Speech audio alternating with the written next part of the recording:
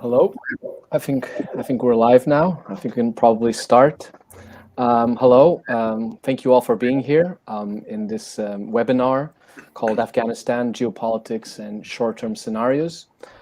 This is an event co-hosted by the Faculty of Economics of the University of Coimbra, particularly by the Department of International Relations, of which I'm part, and the Lisbon Club, which is also generously organized by the Lisbon Town Hall and the Instituto Marquês de Valflor. So, which I can thank for generously contributing to this. I am Bernardo Fazendeiro. I'm an assistant lecturer or professor here at the University of Coimbra, again, which is co-hosting this event. And first of all, I would then like to thank all the speakers here for being present. I would start with Shukriya Barakzai, who's a former member of parliament and a former ambassador and women's rights activist in Afghanistan. Thank you very much for being here and for taking your time to contribute to this discussion. I would like to also thank Dr. Barnett Rubin for being here from the University of New York. Obviously, Barnett Rubin is one of the leading experts on Afghanistan, so we very much look forward to your insights. I want to thank also Vitor Angelo for being here, an international security advisor and former adjunct United Nations Secretary General. So thank you for being here. And again, we look forward to your own expertise on this.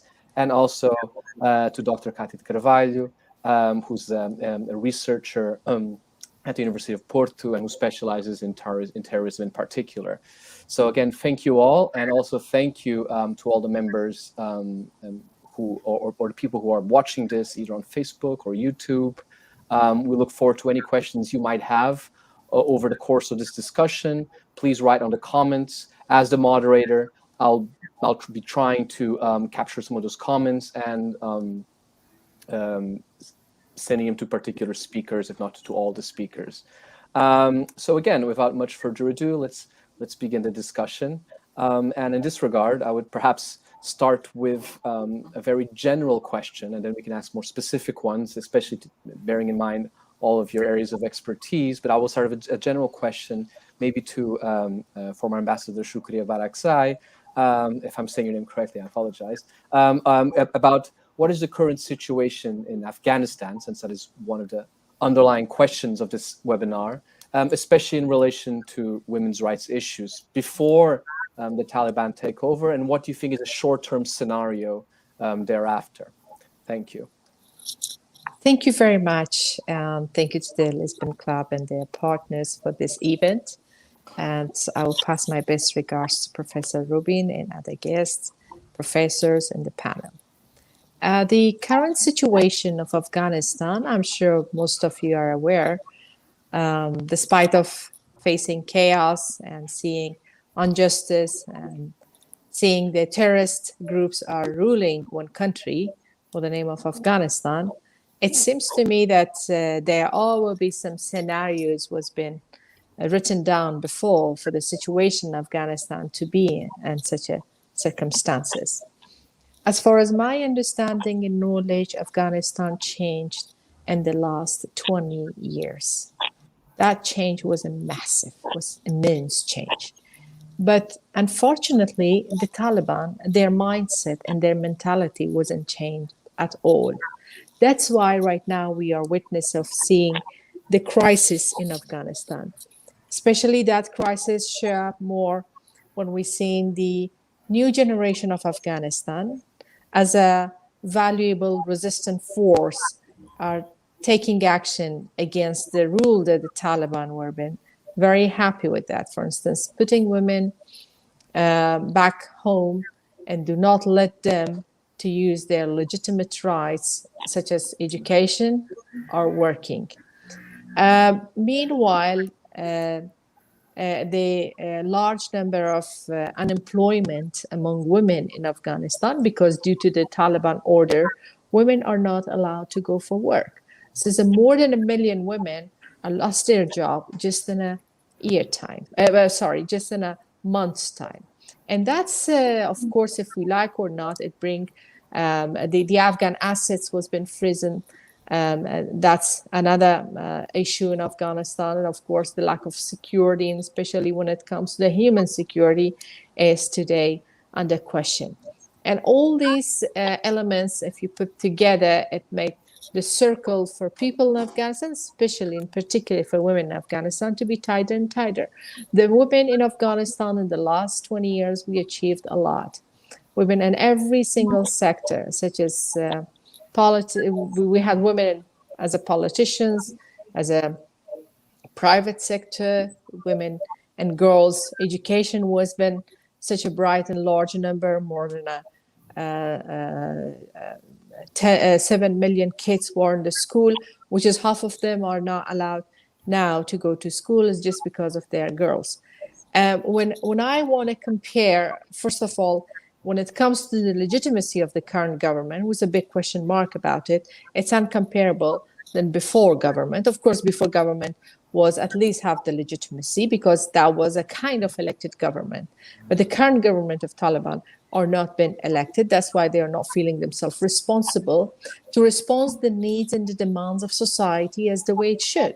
Even they are not implementing the constitution that they adopted temporarily, and that is constitution of Afghanistan during King time, during 70s. But even that one is not going to be implemented, and especially when it comes for the compulsory education for girls and boys in Afghanistan and all other element on that constitution. When it comes to their mindset, of course, Taliban didn't change. They promised a lot. If you see the Doha agreement between United States of America and Taliban, there are lots of promises was been made. But unfortunately, they came not with a political settlement, but they came with a military power. So, that will bring another question mark about how to deal and how to recognize the Taliban as someone that come with a legitimate power, or they just come with a power of gun or military. And when it comes to the women, I think today a large number of women feel themselves very unsafe, under threat, especially when it comes to the women judges, especially women's rights activists, journalists, medias, artists, sportswomen, women in business sector, women in politics, and generally, I'm sure you may be the witness of the evacuation procedure. It's like generally the entire millions of Afghans people are been taken hostage by a group which is they never fulfill their international promises or local promises to the people of Afghanistan. And that's why I don't want to compare today Afghanistan with yesterday Afghanistan, because yesterday in Afghanistan, someone was at least responsible to take the responsibility and come and say to the public what's going on, or an address that you can knock their door and asking them and make them accountable, which is unfortunately today we don't have anyone to feel they are responsible for the safety and security of the people, or to be holding accountable about what's going on and what they themselves are doing. Thank you very much for your comprehensive analysis. I would actually want to then pick on this point, this more general point, but specifically with regard to women in Afghanistan and connected to perhaps the economic situation in Afghanistan and how that might or might not relate to broader international issues, but I'll come to that in a second.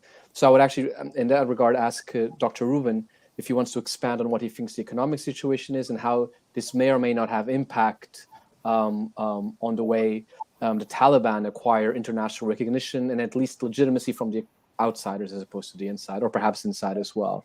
Would you like to develop this point, please?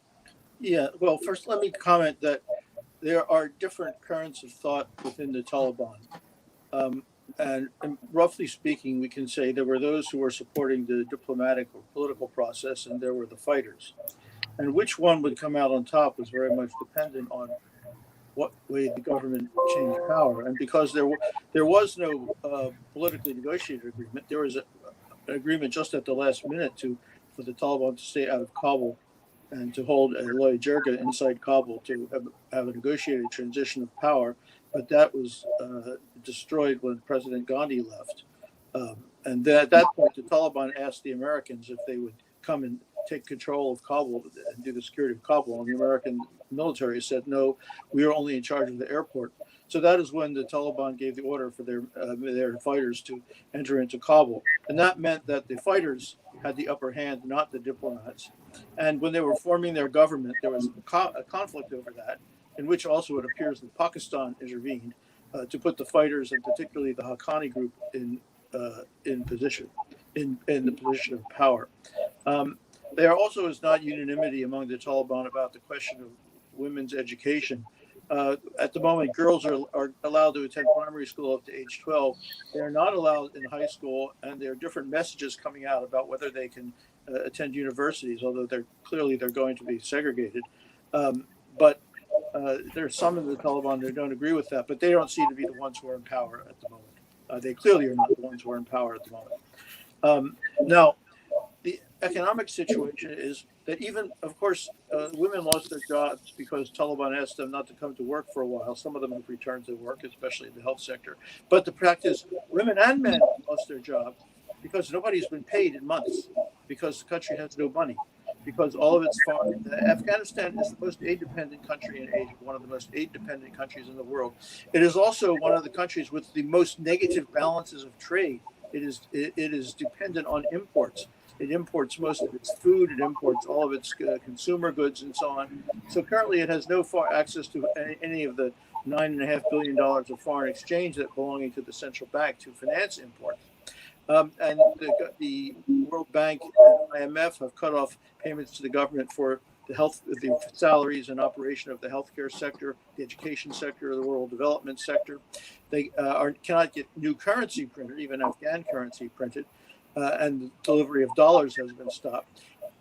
So there recently was a mission to Afghanistan by Jan Egeland, former Undersecretary General of the UN and head of the Norwegian Refugee Council, and he came back saying there's only very little time left before the economy collapses completely, and everyone, without regard for gender, will lose their jobs because there won't be any money to pay anyone.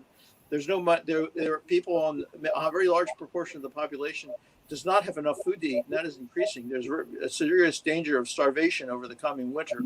The UN is mounting a humanitarian aid campaign, and they've had very significant pledges, but it will be a challenge to get the food aid and other things to the recipients, especially over the winter. They're trying to do that now quickly before the snows set in. This means that overall the international community has a very difficult choice before it, because it can continue to boycott and sanction the Taliban government as it is now doing. Certainly there are reasons for that. But when it does that, the main victim is not going to be the Taliban. It's going to be the Afghan people, because they're being, in essence, held hostage. The last thing the U.S. military did on the way out of Afghanistan was launch a drone strike that killed the wrong people, killed 10 innocent people, including 7 children. And now, in a way, the sanctions are very similar to that. They're not really hitting the Taliban. They're hitting the entire population of Afghanistan. And so the donor governments are looking for ways that they can possibly give aid to the country without going through the Taliban government. But it's extremely difficult. Now, Russia has just announced today that it is convening an international conference on Afghanistan on October 20th. That is saying about 2 weeks. And they said they will invite the Taliban, I presume, as representatives of the de facto interim government of Afghanistan to that meeting. But it'll be an international meeting. They haven't said yet who else will attend. That will certainly be a time when the international community will be able to start deliberations. I just want to mention one other factor, which is the opposition. I think there are 3 forms of opposition we've seen so far. There's the civic opposition, which is led by women in the cities, in particular the demonstrations that have come out in all the major cities. There have been a few involving men, but primarily by women, actually, which has shown a great deal of courage on their part. There was the armed resistance in Panjshir, the leaders of which have now left the country for Dushanbe, and it doesn't seem to have that much resonance, so there's some other people who are starting to organize. Perhaps most troubling is that there has been a severe uptick in terrorist activities by the Islamic State, the branch of it in Afghanistan, the Islamic State of Khorasan province.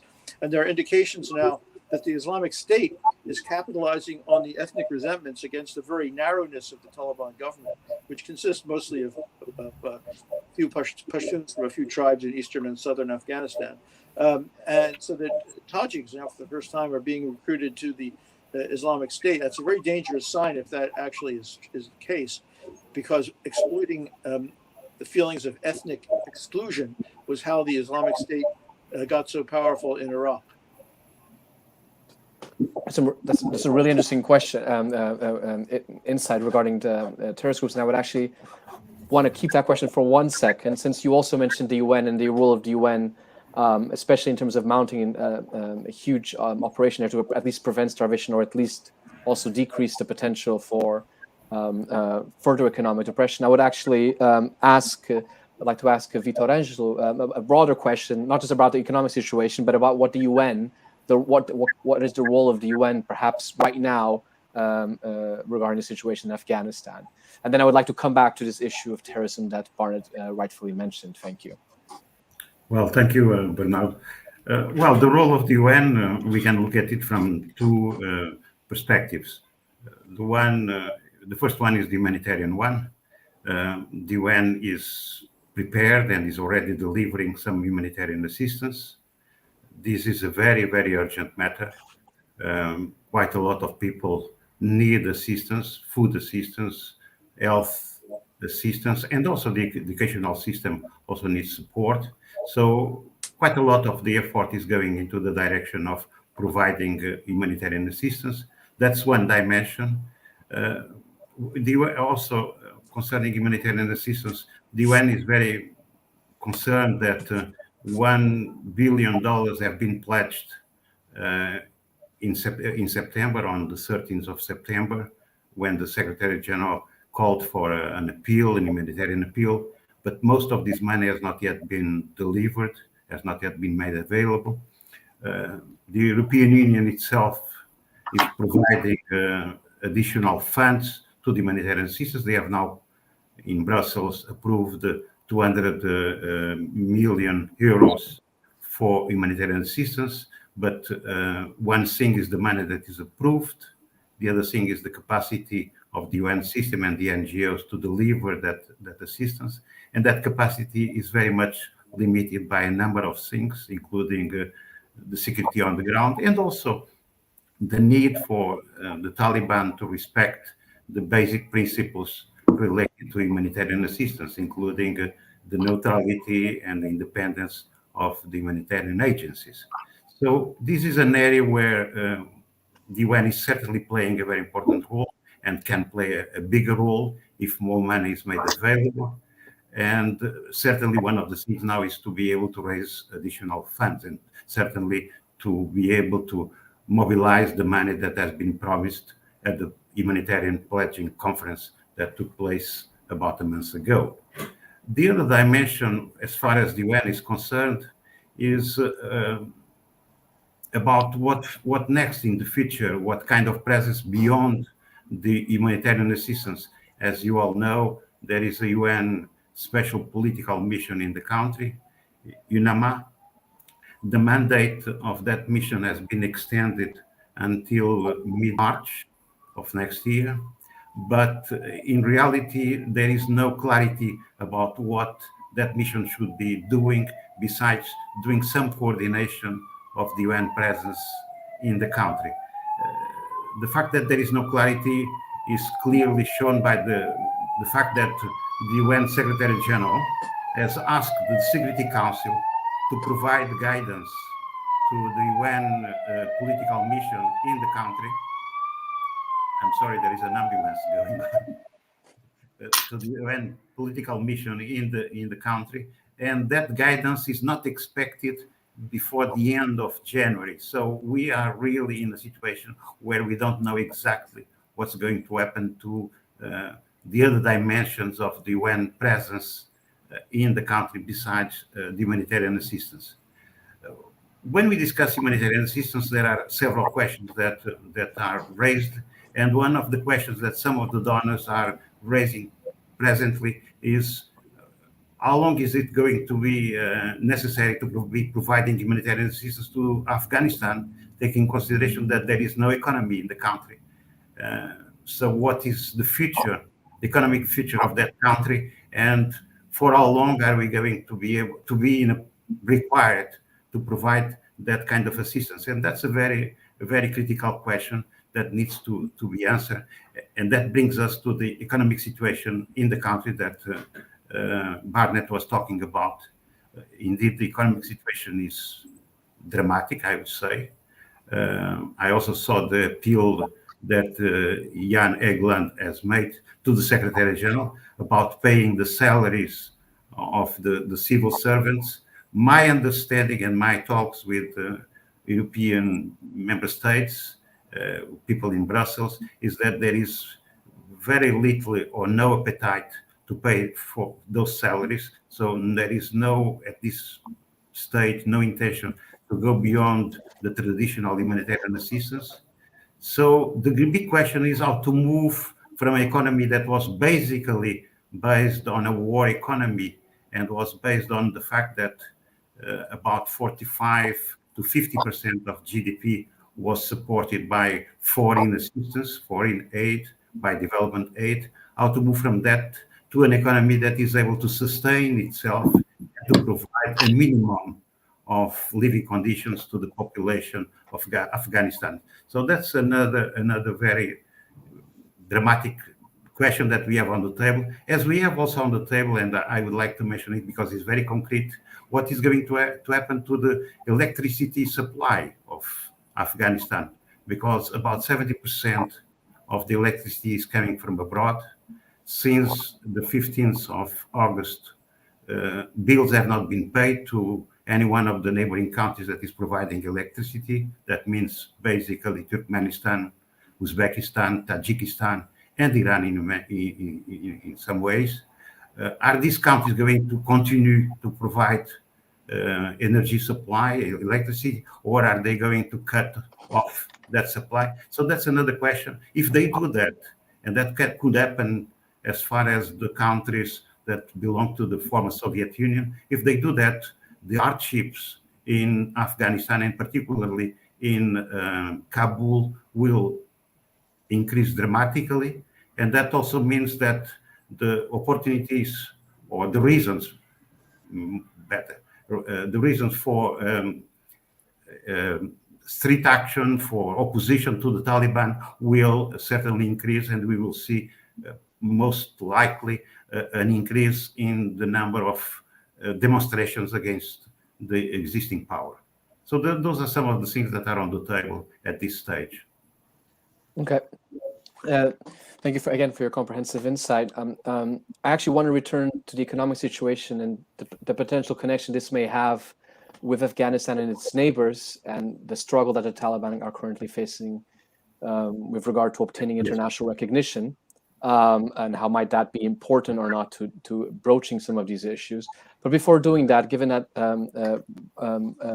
Dr. Barnett mentioned the potential growing insecurity on top of the problematic economic situation in the country, I would like to ask Katya as well to maybe develop that point, as in what is the relationship between the Islamic State of the Khorasan province, and what kind of threat does it actually pose to the Taliban and the current Taliban in power? So if you would like to develop that question, and then maybe we can then ask that question to some of the other participants, and then try to go up a higher level of analysis and look at the international level as well. But Katya, please, if you would like to answer that question.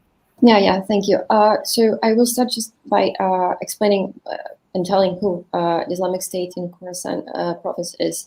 So the Islamic State in the province of Khorasan is a branch of the Islamic State who is active mainly in Afghanistan.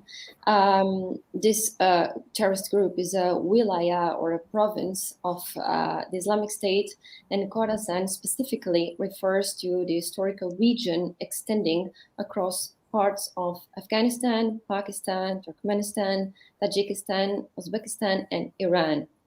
I mean, historically. It emerged in 2014 with the defection of Tehrik-e-Taliban Al-Qaeda and Taliban fighters who were operating in Afghanistan and Pakistan. The Islamic State, of course, tried to take advantage of these defections and dispatched some of their members from Iraq and Syria to meet with local fighters in Afghanistan. So in January of 2015, these efforts were formalized with the announcement of the Islamic State Khorasan province. At the same time, Abu Bakr al-Baghdadi, who is the former leader of the Islamic State, he appointed Hafiz Khan Saeed as the first Islamic State Khorasan province emir. Due to the past of this emir, the Islamic State in Khorasan could easily recruit in Pakistan, and several members of the Taliban commanders pledged allegiance. So, since its implementation in 2015, the Islamic State in Khorasan, I will from now on just say the ISK, has tried to expand their territory control, and for that, it has been using violent means with fighting against Afghan forces, the Taliban, and the international forces led by the United States. However, in order to serve their interests, they also accommodated their enemies in their operations. So this is just to show the complexity in the field. And just to show that terrorist organizations do not operate alone, and they strictly follow their goals. So the Islamic State accommodated their enemies in their opposition, and like, for example, the Haqqani network, which is integrated into the Taliban. So in the past, they have carried out some attacks together. For example, in June 2020, the Islamic State appointed, I'm not sure if I'm going to say this correctly, but the name is Shahad al-Muhajir as its new leader. So following the capture of his predecessor. So previously, al-Muhajir was reportedly a mid-ranking commander in the Haqqani network. In 2020, ISK kept carrying out attacks, but controlled little territory. In June this year, in 2021, United Nations estimated that the ISK had between 1,500 and 2,000 fighters placed in Kunar and Nangarhar provinces. The fighters are organized in autonomous cells operating under the auspices of the Islamic State, the core Islamic State. While these groups in Afghanistan lacks the capability, coordination, or local support to control significant territory in Afghanistan, they have the ability to carry out individual attacks, such as the attack they have carried out in Kabul airport in August this year, which killed almost 200 people. So in order to recruit, ISK exploited divisions between existing jihadist groups. They offered money, and they still do offer money incentives, and they promoted themselves through propaganda battlefield games by the Islamic State's core group in Iraq and in Syria, in order to become more attractive and more appealing for others. As a province of the Islamic State, ISK maintains contact with Islamic State leadership in Iraq and in Syria, but it also retains a degree of freedom in conduction of its operations in Afghanistan. So concerning the threat that ISK poses to Afghanistan and the Taliban by extension, they are indeed a threat to security and safety for the Afghan people, and also a threat to the government of Taliban, even if it's illegitimate. This is not to defend the Taliban, of course, but the stability in the country is a mirage due to the many fighting and power struggle in Afghanistan. In the end, it's always the civilians who suffer the most, and as the ambassador Shukriya said, the women and children, they suffer even more. So on top of that, the airport attack has likely boosted ISK violent activity. For example, last month in September, had a resurgence in violence perpetrated by this group in Afghanistan alone. And they will try to take advantage of the political instability and, more importantly, the lack of coordinated counterterrorism efforts in the field. Therefore, it is plausible to assume that the ISK will likely have periods of great violence, but their success will depend how the Taliban will handle this threat and how the Afghan people will respond to their appeal, since for the ISK, traditionally, it has been somehow difficult to recruit there. The lack of international counterterrorism efforts may give these groups some room to carry out attacks and to organize their structure and to plan attacks without such pressure from the counterterrorism efforts. In other words, this might be a good thing for the existence of this group. Because as evidence from the ground shows, the ISK violent activity was severely reduced when there were counterterrorism operations against them in the field. So in terms of recruitment, ISK will try to recruit from existing groups in Afghanistan and Pakistan, and with a reduction of counterterrorism efforts and pressure, it may become easier for terrorists to travel and to join ISK ranks.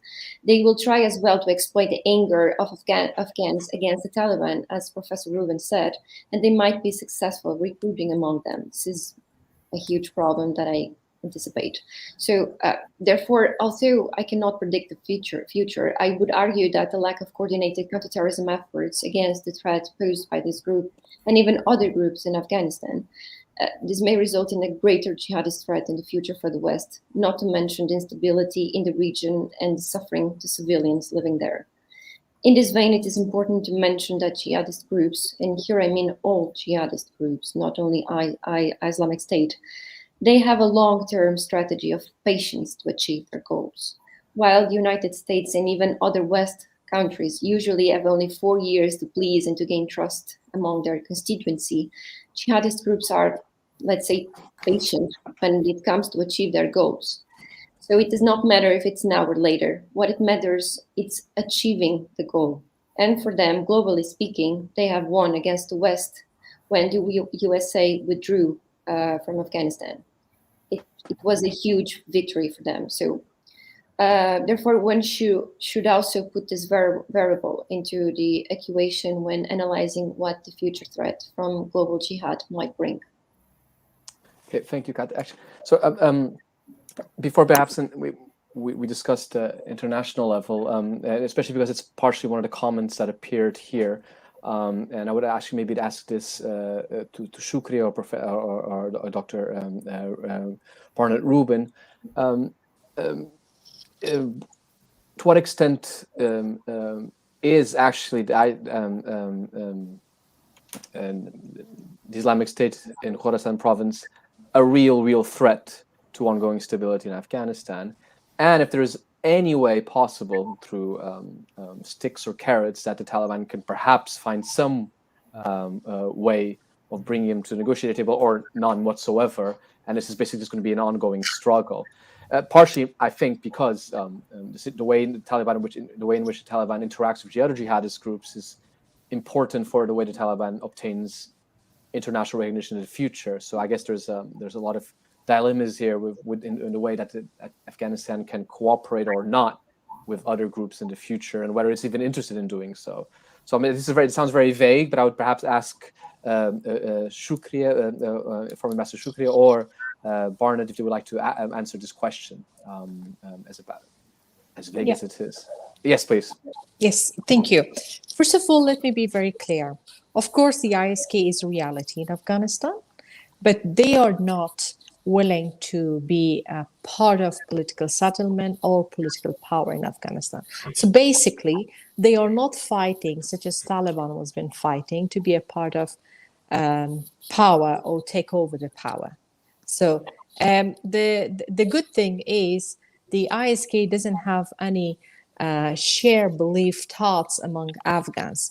Of course, after the collapse of Afghan government, when Taliban take over the power, and before even, a little bit of ISK activity was been very clear, but it's too early to put the linguistic or ethnic line on that one, that we should say that the majority of, let's say, Tajiks will supporting the ISK. No, I do believe all the international terrorist groups, they are working and cooperating with each other beyond ethnicity, beyond the differences among them because they have shared points of view, as rightly Professor Katya mentioned, that they're against Western. And all those values which is bring in different part of the world stability and better economy. So from my understanding, they are completely a different phenomena in Afghanistan. But of course, if I would see the history of how Afghanistan was been shaped by political powers or great powers in the short term, when ex-Mujahideens, those forces which is with the direct support from the Western country and specifically with the American and some Gulf countries such as Saudi Arabia, they were been fighting against Soviet. So part of that, they shift themselves to be a Taliban. While the Mujahideen was ruling Afghanistan, the Taliban shows up during the civil war. So the Taliban phenomena, like 35 years, it was not been existing in Afghanistan at all. But later on, like 25 years before, they just show up because they were kind of disagree what the internal power sharing was or what was the let's say result of jihad, because they believed they didn't make this holy war just for a political power. So again, after 20 years, when the Taliban was been asking that they are fighting in Afghanistan and doing all the suicide and civilian casualties is just because of the foreign troops present in Afghanistan. But later on, we've been seeing that the Taliban themselves was trying to protect the foreign troops in Afghanistan, and especially after February 29 February 2020. So that's like a kind of mentality shift. But I do believe in some part of my country, some part of Afghanistan, they're just changing the flag and the name from Taliban to Daesh or ISK Khorasan. And that means that still they are a big threat in Afghanistan, especially in particularly when the Taliban, as Professor Rubin mentioned rightly, they are been divided themselves in two groups. Not that two group is not only about their ideology. The militant group mostly belongs to Haqqani network, which is their non-Kandahari one or Loy Kandahar, southern part of Afghanistan. They are more close to the Pakistan, and that's why they are obeying and respecting the Pakistan intelligence service and their military, and they are under their control, which is largely today Kabul is under Haqqani's network control and other major cities. And the other group, which is mostly belongs to Loy Kandahar, Western, where Mullah Omar, the Taliban leader, was from there, or the Nats of Taliban was been there, and the resisting force of Taliban was been ruling. And those cities for 20 years, they've been fighting against the foreign troops there. So they are really willing to think more about the political settlement, and they are showing some kind of softnesses when it comes to the bigger policy.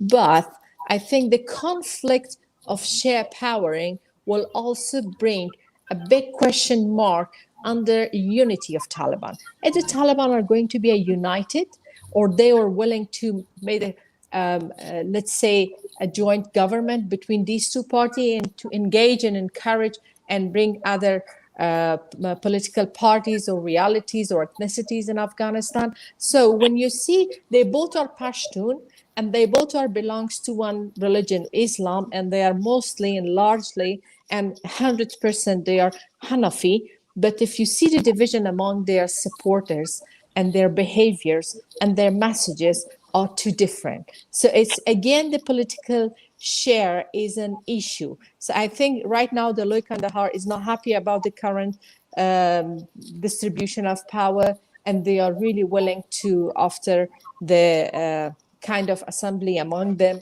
they will bring another peoples, and somehow they will may trying to show a kind of inclusive government to bring other people from the other ethnicity, but of course not the top one, not the well-known one, not the powerful one. But for me, from my understanding, right now, ISK is the biggest threat for the Taliban, because ISK show their power with not only one attempt at the airport, just unfortunately, it seems like we lost the ambassador. But perhaps keep this idea rolling. Sorry. You're back. Oh, sorry. No, oh, you're back. Yeah. Okay. Yes. Well, I'll go make it shorter. So it's like ISK today's by their activity, and especially by their military activity, and by their suiciders, and by their car bombs, they are going to be everyday threat. So that means Afghanistan is in a new chapter with the name of Taliban, but with the same old story, everyday casualties among civilians, and another fight, internal fight that Afghanistan, unfortunately, should be ready for that. Okay, thank you very much. Dr. Would you agree with what was said here, or would you like to add anything to what has been said so far with regard to ISK? I think your sound is off, Doctor. Yes, I turned that Thank off to avoid background noise. Sorry. Yeah, Shukriya mentioned earlier the concept of human security, and I would like to talk about generally the problem of security in Afghanistan in a broader dimension. First of all, Afghanistan is a country where the government controls the cities, and I'm not just talking about any particular period of time. I'm talking about at all periods of time in a different way. The government has direct administrative control of the cities. The government has never had even an administrative presence in the villages. The district and provincial powers of the government always worked through the local leaders of the villages. They did not have direct control. That means that there was that the rural areas largely were in charge of their own security. Now, during the past 20 years, the United States and the international forces brought security of a sort, although less and less so as terrorism increased, to Kabul and the major cities. They brought security to rural areas where the population, for ethnic or political reasons, was in support of the government. But they brought tremendous insecurity and huge numbers of civilian casualties and destruction of property and homes, night raids, and so on, to rural areas where the Taliban were based, particularly in southern Afghanistan. And you can find some reporting about this. You know, there are certain areas that look like Dresden. The United States dropped more bombs in Afghanistan than it did in any other war. Now, and those bombs were not dropped at random over the whole country. Now, when the Taliban took power, that brought security in a narrow sense, that is less public violence. But it changed in the cities. The people feel the oppression of the government very much because that's where the government is present. But what the main effect that it's had on those rural areas where the war was taking place is that the war is no longer taking place. Neither the old government nor the new government is that present there enforcing its rules. So there are parts of the country where the situation is significantly better because the Taliban have ended the war.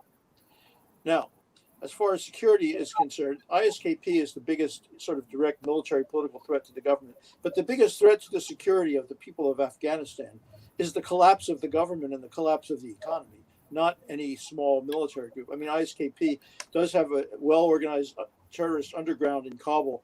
Eventually, it might expand and so on. But that's not the main security threat facing the people of Afghanistan. The main security threat is the economic situation. Now, if we look at it in combination with the political situation that Shukriya Barakzai mentioned, that is two, let's say, I wouldn't say factions, but tendencies among the Taliban, loosely grouped with the Haqqanis and the Kandaharis, more militant and more, let's say, realistic. I won't say moderate, but more realistic. Then we have to think: what is the international community trying to do? Is the international community trying to overthrow the Taliban and replace it with something else? Because that might be desirable if there were a way to overthrow the Taliban and replace it with something better. In my view, there is no such way. If the Taliban are destabilized and collapse, what will follow them will be something worse, not something better. That is, it will be a mass violence political vacuum into which ISKP and other violent groups will move, and security will be even worse than it is now, if that is imaginable. Now, perhaps there's a way by engaging with the Taliban that we could actually strengthen those parts of the movement that are more favorable to engagement, because that's who the engagement would take place with. If they can show that they can, very slowly, that they can deliver something.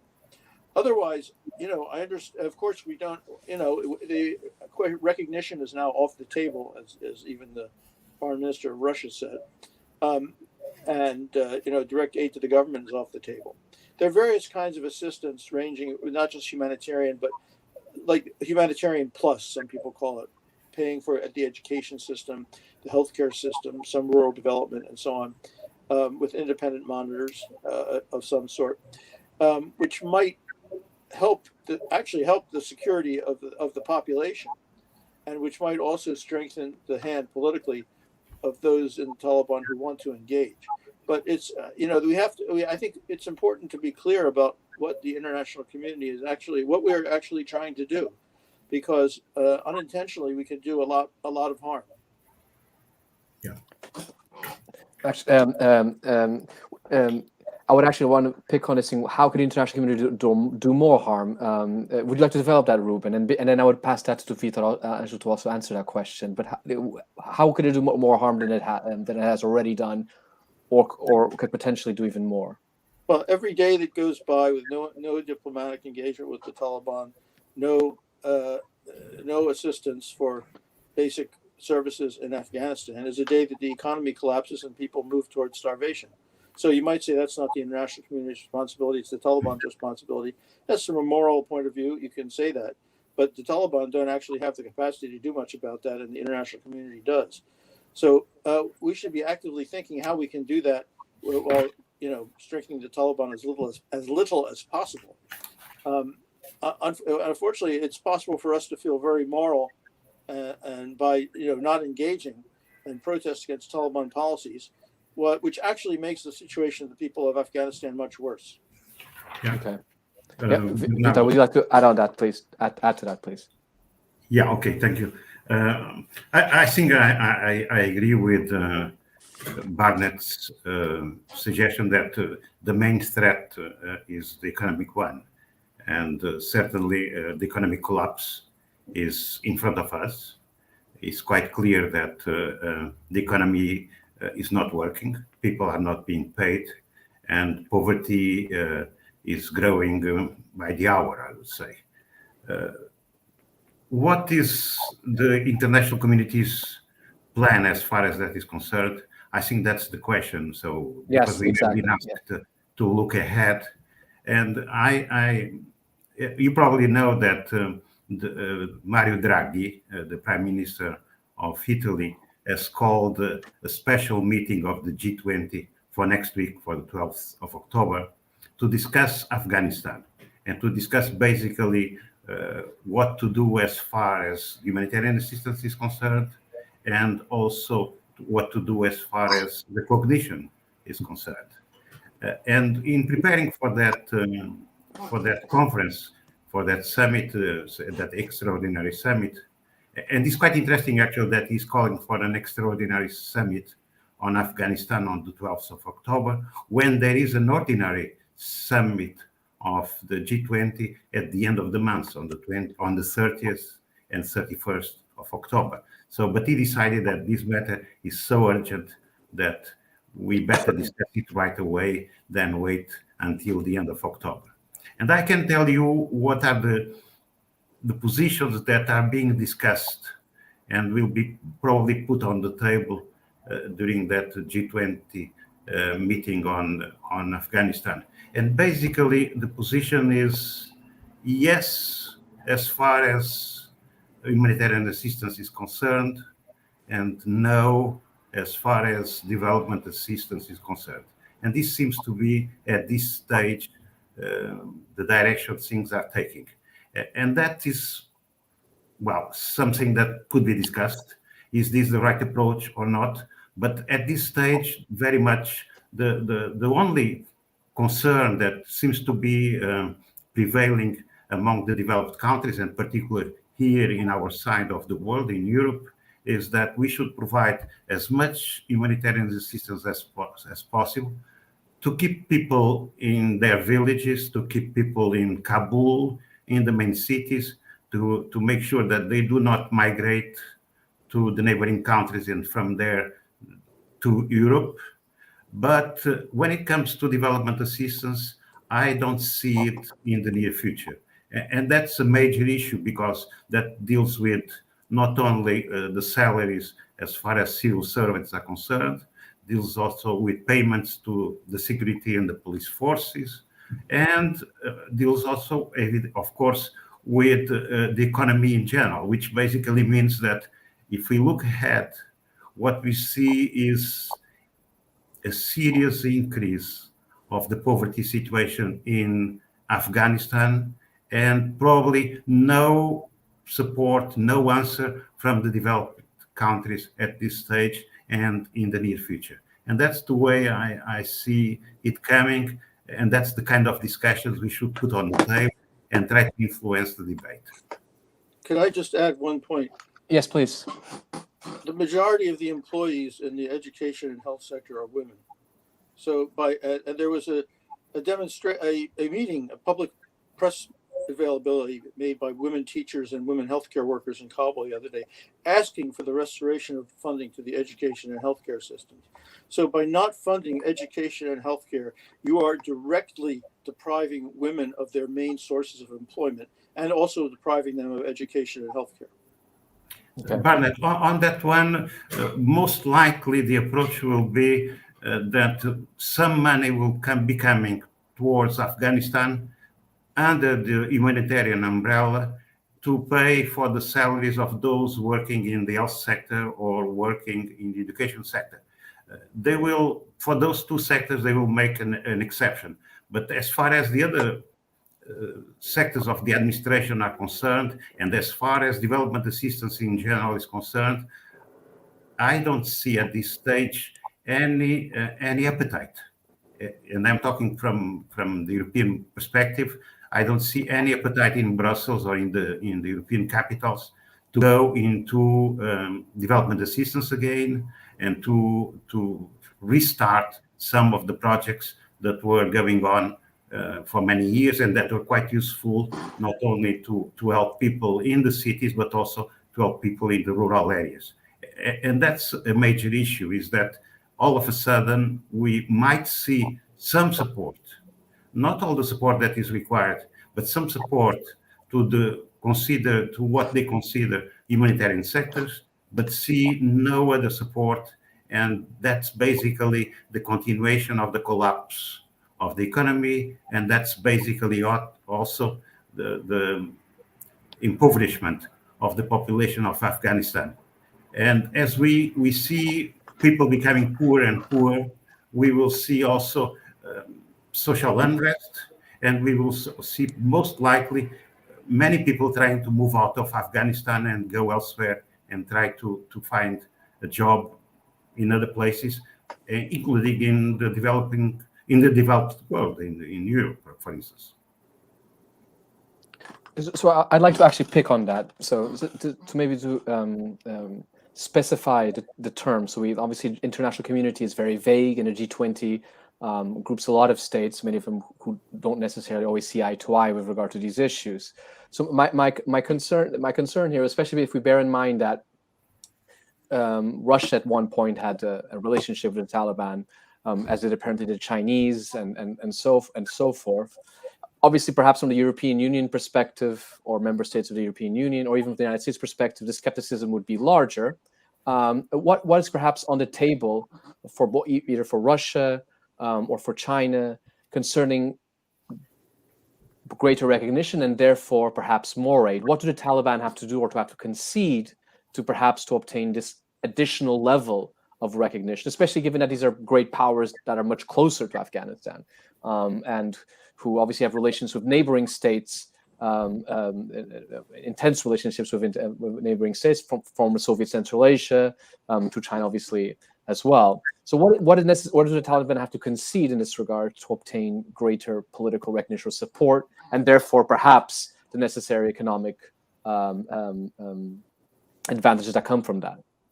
Well, it's difficult to answer to that question, Bernard, but on the 17th of September, there was a summit meeting of the Shanghai Cooperation Organization in Dushanbe, where the position towards Afghanistan was discussed. And basically, 3 points came out of that Shanghai Cooperation Organization summit, which were basically inclusive governance. So for the Taliban to be able to establish an inclusive government. Then, quite interestingly, from this organization, the Shanghai Cooperation Organization, and taking into consideration the kind of countries that belong to the organization. But the second point they made was that human rights should be respected. And that is coming from countries like Russia or China or Pakistan or Iran even. And the third point was about Afghan territory not being used for terrorism against others. And that was basically the concern of Pakistan, of China, and in many ways Tajikistan as well. So these are the 3 things that they have put on the table. My understanding from what I heard very recently is that gradually they will start saying, well, the government is a little bit more inclusive nowadays. Human rights are not being so much violated. And they are fighting the terrorists that are still in Afghanistan. So we might see some move from the neighbors and from the members, the country members of the Shanghai Cooperation Organization in the direction of recognition of the Taliban. But at this stage, and from what I understand and knowing what I know about the preparation of the G20 and the discussions that are taking place between the Italians, the Chinese, the Russians, and others, people want to go very slowly as far as these matters are concerned and wait and see. So we probably will see, we will have a situation that even the neighborhood, China and Russia as well, will be in a position that let's wait, let's see, let's not take any decision at this stage, keep the embassies open, keep some operational contacts with the Taliban, but don't go to political recognition in the near future. Well, could I comment on that? Yes, please. To some extent, the fact that the United States and Europe have had troops in Afghanistan for 20 years and have been so involved has distorted our geographic perception of where Afghanistan actually is. You know, there's a think tank in Washington called the Atlantic Council that came out with what they called a transatlantic strategy for Afghanistan. Well, Afghanistan is not a transatlantic country. It's landlocked in the middle of Asia. People talk about, in Washington, talk about the Indo-Pacific. Well, Afghanistan is a landlocked country. It has nothing to do with the Indian Ocean or the Pacific Ocean. It's Asia, continental Asia. And the countries that really matter for Afghanistan now are more than the G20, the Shanghai Cooperation Organization, and specifically the 4 countries, and this is not my analysis, this is the analysis that I get from Russians, Chinese, and others. The 4 countries that have the most influence on the ground in Afghanistan are Pakistan, Iran, Russia, and China. And those countries, since 2016, have been coordinating their policies on Afghanistan. That doesn't mean they're identical. In fact, they are starting to diverge much more, because what they had in common was wanting the United States military to leave. They now disagree to some extent. And I would say of those 3 points that Mr. Angelo mentioned, the one that I have heard mentioned most in my conversation with people from those countries is inclusiveness, which is not because they feel bad that minorities aren't included, and they believe that the representation of all the major ethnic groups. By the way, unfortunately, when they say inclusiveness, they do not necessarily mean inclusion of women, which is equally important from our point of view and many Afghans' point of view. But they think that without the inclusion of the major ethnic groups, Turkey, by the way, has the same position, Afghanistan cannot possibly be stable. That the Taliban are just sleepwalking, as one someone said, sleepwalking into a civil war without this kind of ethnic inclusiveness. And I think that is their main concern. Now, recently, we've seen Pakistan is campaigning for people to recognize the government, and both Imran Khan, Prime Minister of Pakistan, and President Putin of Russia have recently said that they should maintain a consensus about recognizing Afghanistan. But they mean 2 opposite things. Imran Khan means that everyone that they should make a consensus to recognize the government. Putin means they should make a consensus not to recognize the government. And you remember in the 1990s, Pakistan at first was the only government to recognize the Taliban, then followed by Saudi Arabia and the United Arab Emirates only.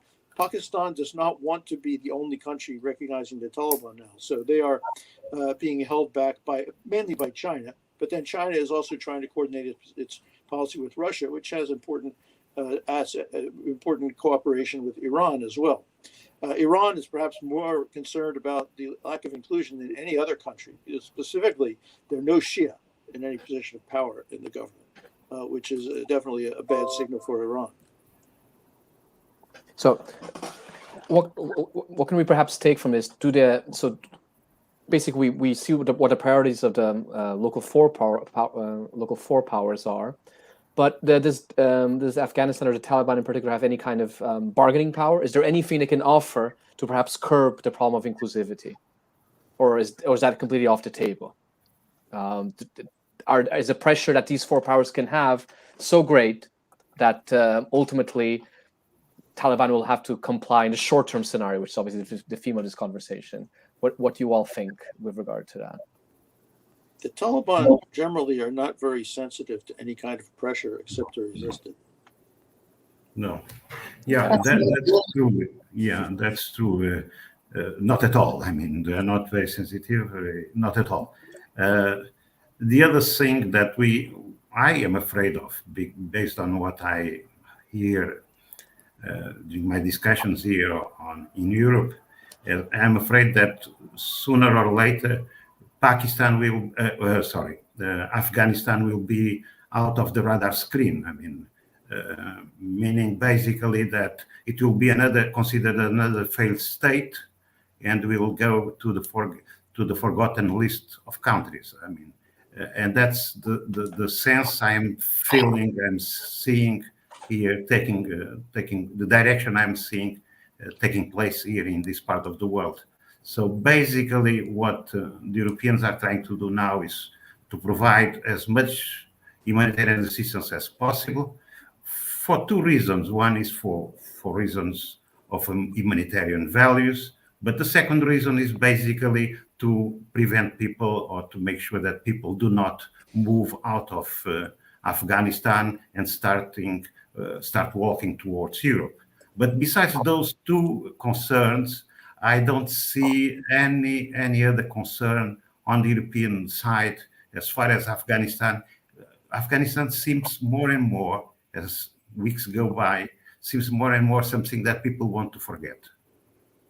Okay. And if I may, yes, Kat, I was going to pass it to yes, Katya, please. If I may, I would also say that the Taliban in the beginning were against the internet, but they now seem to be navigating the era of disinformation.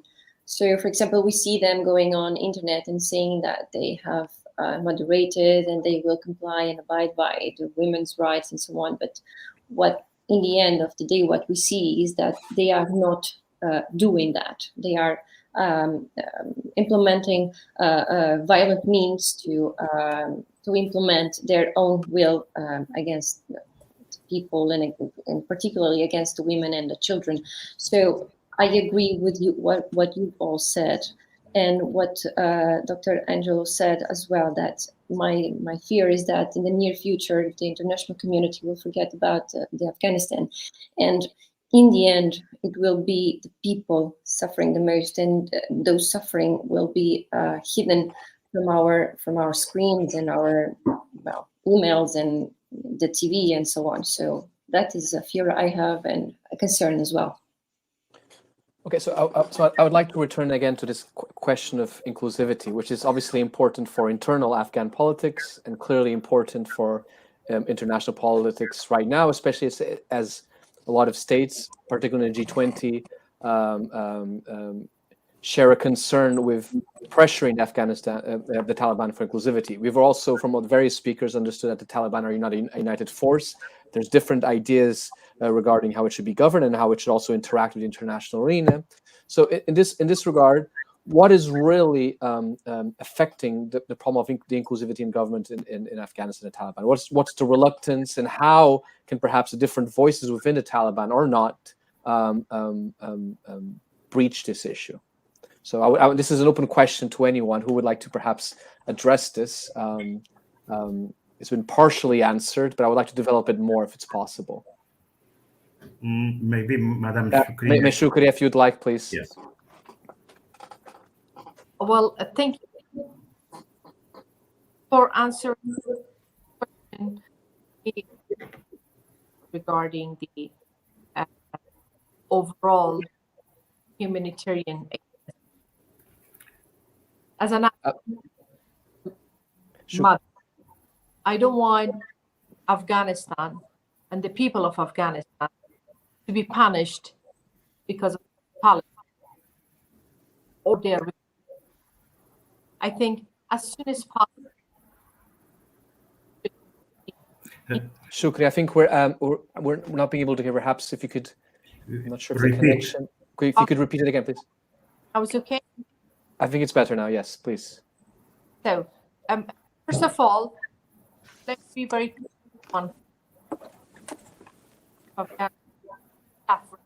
punished. Shukri, I think. Can I come back to you? I'm sorry because I think we've lost, or maybe we'll just give you. If you can maybe reconnect, and I'm not sure what's wrong, but your connection seems to be a bit unstable. And once you come back, I'll give you the word. Okay, if that's okay. Perhaps somebody could answer. Can try to log off the camera. Or maybe turn off the camera and just speak. Perhaps. Yeah. Now would you? You could keep talking, please, and we can see if it's working, please. I don't want because no, I'm sorry, Shukri. It's not working. Maybe try logging in and off, or with the connection and coming back, please, if that's okay. And then I'll obviously give you the word straight away. So thank you. In the meantime, so we don't have dead air. Would anybody want to also talk about the issue of inclusivity? What really is affecting the Taliban in that regard? Before that, Bernard, yes. I think Shukri was going to talk about that she doesn't want the people of Afghanistan to be punished. Yes, for the Taliban being in power and these kind of things. But I am afraid, and I'm being very frank with you, I am afraid from what I hear, I am afraid that we are going in that direction, indirectly, but we are going in that direction, in the sense that people want to forget what happened over there. They want to move on. And if the Afghanistan people, government, whatever, who is in power, cannot take care of themselves, cannot redress the economy, cannot move on and deal with human rights issues, the access of women and girls to education and so on and so forth. Well, it's very, very sad. It's very sorry, but there are many other places in the world that also require attention, that have also lots of problems, and they seem to be ready to help themselves. So if the Afghan government is not in a position to help his own people, their own people, and to help themselves, I think that one of the most serious risks is that they will be out of the list of priorities. Well, in terms of the Taliban and inclusivity, I think it's a good general rule in analyzing politics not to exaggerate the role of policy differences or ideological differences, or even the role of governance. In this case, I think that the main concern of the Taliban leadership was not how they would govern Afghanistan, but how they would maintain the unity of the Taliban and maintain the loyalty of their fighters. And essentially, it's an inclusive government. If by inclusive you mean inclusive of all the factions of the Taliban. There's some of the factions of the Taliban are very dissatisfied. One of them described the government to me as being a coup against them. But it's clearly one that came out of negotiations with their internal factions, in which all the 90 to 95% of Afghans who are not Taliban really figured very little in their calculation. Okay, so that's interesting the way you put it, inclusive regarding the war effort in general, but not necessarily the broader population. Shukri, are you back? I am back. Oh, perfect. But that's good. So sorry. From my point of view, it's very important to do not go to Afghanistan just because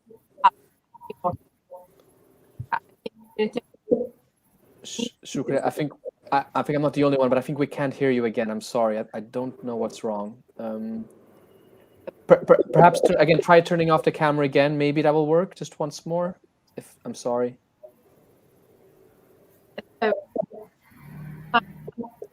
Everybody will have, or not.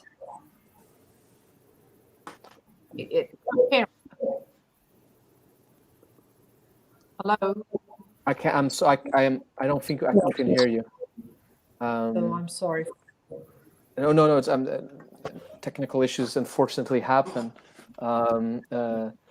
Perhaps in the private chat, if you could see what's happening with technically, that might solve the problem. Hopefully. Apparently something related to the sound.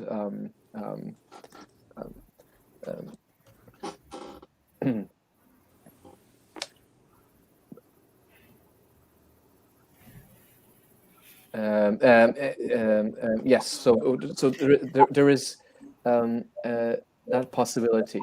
I want to bring another issue that which also has been one of the concerns of the SCO, and not just of the SCO, of other states in particular, including even the United States, which is the relationship between the Taliban. We've already talked about this, but I wanted to come back to this point since it's important. With regard to international recognition, is we've already seen with the ISK that clearly there is enmity between the Taliban and the ISK. So in that regard, this is something that is something that the international community will appreciate in that regard, since apparently the Taliban will not be cooperating with this particular jihadist group.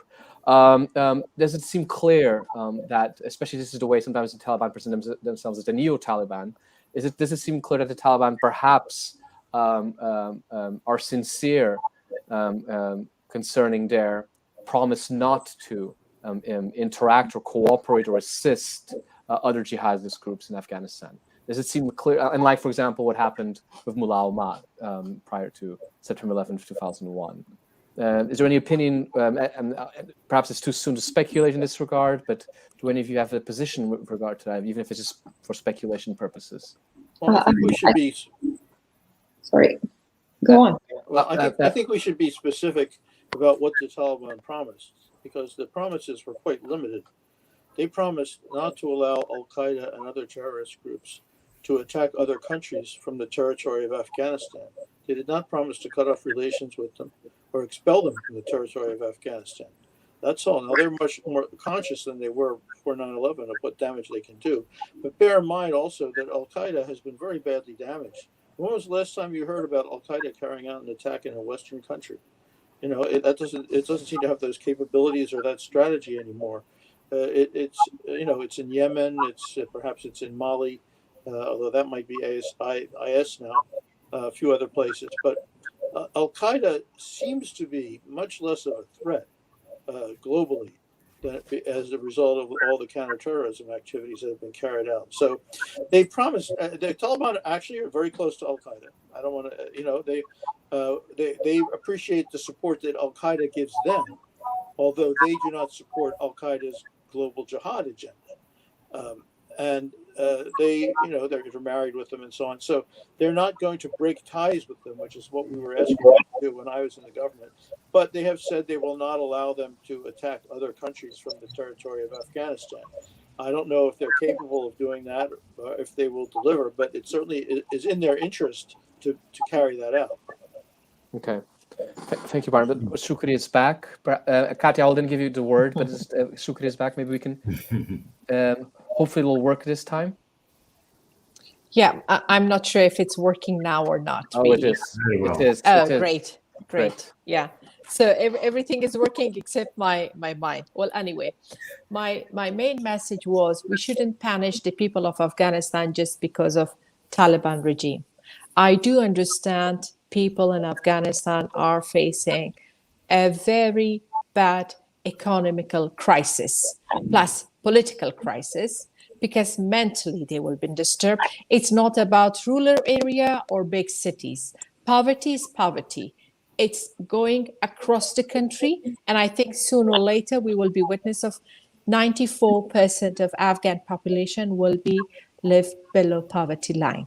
So this is alarming, and we need to take action, and especially, particularly, the international organization, aid organizations specifically, plus our own local NGOs. They can cooperate and collaborate and put their effort together, and as soon as possible, at least for the immediate need of people, something needs to be happen there. But when it comes to the legitimacy of Taliban, that's totally a different scenario. Personally, I believe when the United States of America signed an agreement with a group with the name of Taliban, so that means they give legitimacy to the Taliban. When the Taliban start bilateral meeting in Doha, so that means they've been legitimized, they've been recognized by all other international organizations in country, including United Nations. And from my point of view, it's just their internal politics and public pressure on them that do not say anything publicly. For instance, when the British special envoy for Afghanistan visiting the Afghanistan with the Taliban acting foreign minister, that is legitimacy. Otherwise, if you do not giving a recognition for any group or country, so you wouldn't love to keep contact with them, specifically when they have another political office in Doha, which is functioning. This is one part. But the second, how we can make the Taliban to be accountable, because I believe Taliban is like an elephant in the room. They are the reality in Afghanistan, if we like them or not. I don't like their opinion and behavior. I don't like the way they are thinking and their strategy for long term. But if I like them or not, they are the reality and they are existing and they are ruling my country and they have the power. How we can build slowly from where we stop. When I say we stop, I mean election, I mean freedom of speech, I mean fundamental rights for the people of Afghanistan, and the case of human rights, women's rights, and etc. So if we leave Afghanistan as it is today, I believe every single individual neighbor of my country in Afghanistan, they are carrying their own agenda. For instance, for Pakistan, Afghanistan always been a milky cow. For Tajikistan, Uzbekistan, Turkmenistan, since they have influence of Russia, I think they may not be happy till end unless as there will be inclusive government in Afghanistan, which is their supporter will be in power. They may not give the sign of recognition or support for the Taliban. When it comes to Iran at the beginning was very cooperative. They supplied Taliban and they give finance, weapons, militants, even when during the collapse of provinces borders to Iran, such as Farah, Herat, Nimroz. So the Iranian fighter with the name of Jaish al-Adl, which is mostly Sunnis, against the Iranian regime, with the cooperation of Iranian government, they came and they fight and they stand with the Taliban together and they fight the government of Afghanistan. So, but later on, when Iran saw that there is a no Shia representing the government of Afghanistan, and they would feel more alert, because that irritate Iran to do not support at least the ideas. Of course, Iran is very happy that United States is not anymore existing in that geography, and they get rid of them, and that's the victory for Iran and other terrorist groups that they are saying if we like or not. But meanwhile, they don't want to see Shias all been dismissed from power. When it comes to Russia, Russia was changed. Russia was the one that always taking honor that they will be hosting the first political debate between Taliban and Afghan politicians. But this is now Russians, the one that they very conservative way. They say something about the cabinet when it been announced, but now they're saying they were considering the recognition. Of course, when it comes to China, China built a greater relation with Taliban than before, because Chinese are very thirsty for natural resources, and plus they know what is geopolitical stage is for China. The connectivity of Afghanistan is very looking gloomy and sexy for Chinese. So that's why they like to have that geography with all what been left from the United States, and they will develop, and they will may take some ideas, they will may take some informations the way they like to, but the rest, Chinese are there, if we like or not. For China, human rights is not important, inclusive government is not important, diversity is not important, democratic values are not important. So technically, Taliban are now been surrounding by different ideas. When it comes to the human power, Taliban are a militant group. That's it. When it comes to technicality, professional, which is they need someone with experience to run government, finance, health sector, everything which is needs some expertise, they are out of those expertise. They cannot even rent those expertise.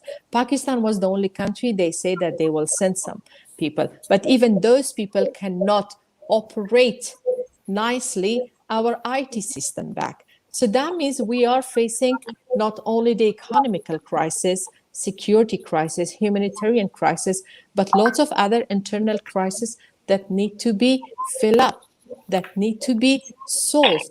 I know this is not the responsibility of international community, but the chaos in Afghanistan is also not the responsibility of the people of Afghanistan, because Afghanistan land and ground was been a great playground in the last 4 decades for every single big power to come and play with their own idea and strategy. Unfortunately for Afghanistan, there never was a long-term strategy. Always was been the most short-term. The good example can be the operation of United Nations under the name of UNAMA. When it comes to US, NATO, and other allies policies, while they were in Afghanistan, everybody was just looking for short-term, for a year, 1 year, 2 year, maximum 3 year. So that's why today we are facing the disaster, the catastrophe, the chaos in Afghanistan, and the step back. What is, from my understanding, is important. We need to pressurize the Taliban and make them accountable. Unless, as much as they feel free, they will may find new addresses, and those new addresses will may bring not only Afghanistan, but they may be a global threat. Because today the interconnectivity among the terrorist network are more greater than the United Nations General Assembly. Thank you, Shukriya. I think Kati wanted to mention something before, so do you still want to speak? Yes, please, if you want to. I'm sorry, I lost track of the question. Can you remember it, please? Well, it was with regard, I think, inclusivity in the government and the relationship with other jihadist groups. Is that a bargaining tool that the Taliban may or may not have to other international actors? Well, regarding the relationship between the Taliban and the other jihadist groups, I mean, the main relationship they have is with the Al Qaeda. It is widely known the relationship they have, the Taliban and Al Qaeda for the last years. For example, Al Qaeda have in the past pledged allegiance to the Taliban several times, and this is why, for example, the Taliban have provided refuge in Afghanistan for Al Qaeda following the 9/11 attacks. Or, for example, they refused to hand Bin Laden over to the U.S. following the 9/11 attacks. So the ties between these two groups are long-standing, and even earlier this year, the United Nations has called attention for the fact that these ties were not broken. So in the agreement between the United States and Taliban, the Taliban has pledged and vowed to forbid Al Qaeda for perpetrating terrorist attacks, but I don't know. I cannot predict the future, but I don't know for how long they can stand for this vow. So I think only time will tell. Okay. Yeah. So more or less what agreeing with what Barnett had mentioned before. Yes. Vito, would you like to say something?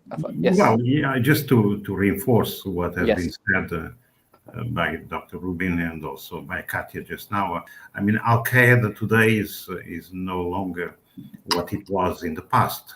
And if you look at what happened during the last 10 years in Europe in terms of terrorist attacks, those who were behind them were the Islamic State. I mean, or those who inspired them were the Islamic State. So when our friends, the Taliban, agreed with the Americans that they would prevent Al Qaeda from attacking foreign countries, well, they were doing something very simple. I mean, basically, Al Qaeda has no or very little capacity to do that.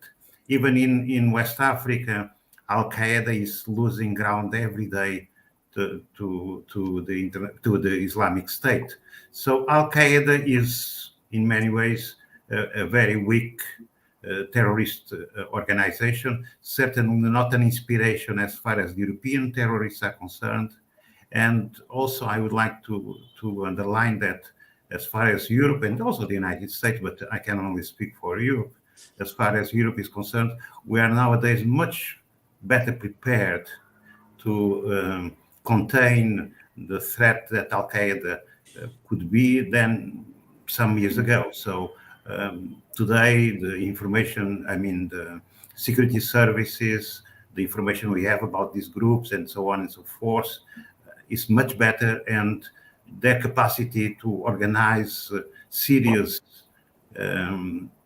problems in our part of the world is much reduced. So that is something that is not really a very important problem, unless, of course, we would see a renewed Al Qaeda in the future. But we don't see that possibility at this stage. So that's one thing. The other thing is when we contact Taliban leaders, and a number of people have been to Kabul to talk to them, including from the European side, that does not mean that we recognize them politically. We are just being realistic, and we are just trying to discuss with them operational matters. And that's the difference we make at present, is that we have operational contacts with the Taliban, but we do not have any kind of political dialogue with them as far as some of the most important things are concerned, including human rights and these kind of things.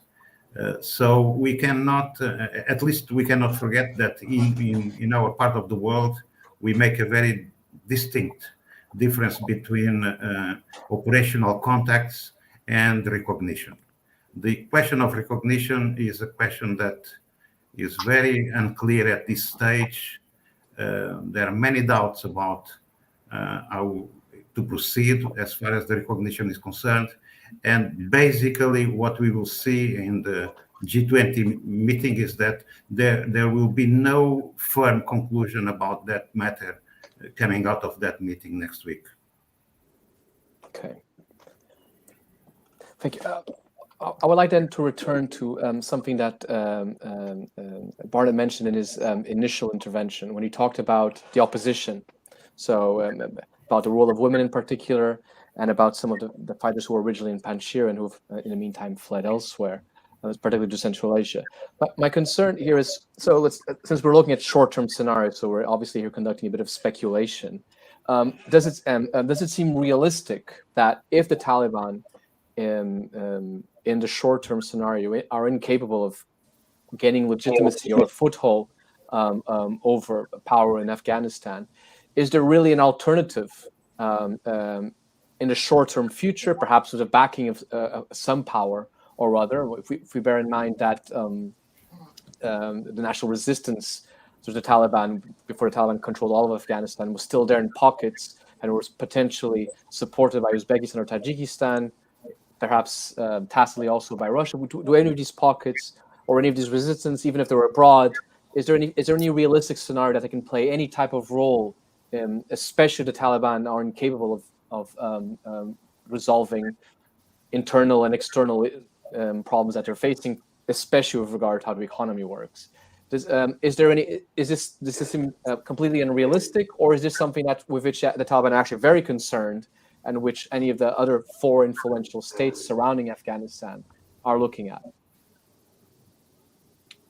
Well, so it's highly speculative, but it's worth mentioning and thinking about what it means that the Soviet Union conducted at least 8 offensives against the Panjshir Valley and never succeeded in occupying it. When they were in power last time, the Taliban also never succeeded in occupying Panjshir Valley. This time, the Taliban conquered the whole Panjshir Valley in a few days.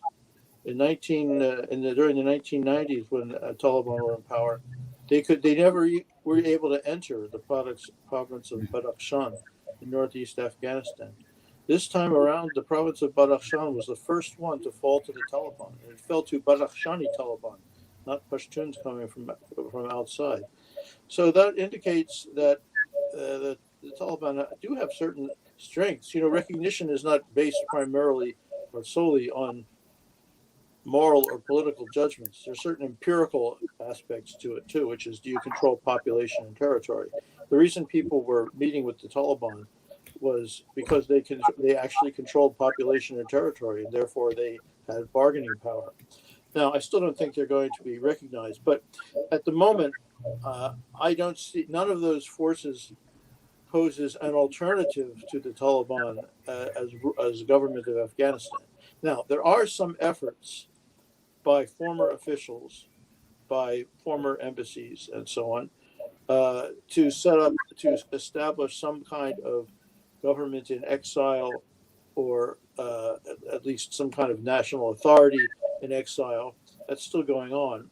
It is possible, if they can reach and maintain a degree of consensus, that such an organization would be able to serve as a rallying point for Afghans against the Taliban inside Afghanistan.